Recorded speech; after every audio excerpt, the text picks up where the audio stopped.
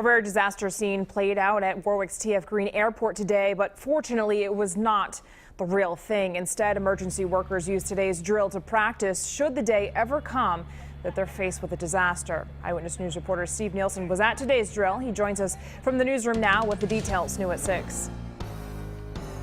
People from more than 20 agencies filled TF Greene Airport for the drill, and I was there to get a first-hand look at what officials would do if the worst were to happen. This is TF Greene Airport, but don't worry, this is just a drill. Here's the scenario emergency responders are imagining. A call went out for a plane crash on the runway. These two buses are acting as the plane. Crews rush to treat the victims. Some of the victims are still inside, trying to stay alive. Help me! My neck! Others are outside with severe injuries. Just your shoulder? Okay. Crews split them up into groups, those that are fine, those with minor injuries, and the red group, well, they're the ones in trouble.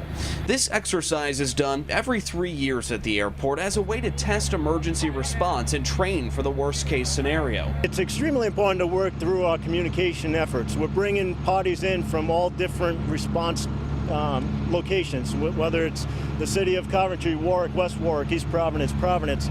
We need to all get together and work as one team. Beyond testing out their communication and response, crews also use these new tags. It's a new tech Rhode Island's trying out. It allows responders to keep track of victims digitally as they're sent to hospitals to be treated. From the time that the first responder that gets to them will tag them with that tag, and that tag will remain with them all the way through until they're completely treated.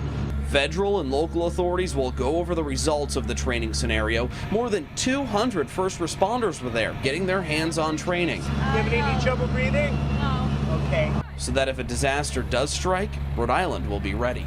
No flights were affected at all by this drill, and Federal Aviation Administration actually requires all airports to perform an emergency exercise every 3 years to receive a safety certification.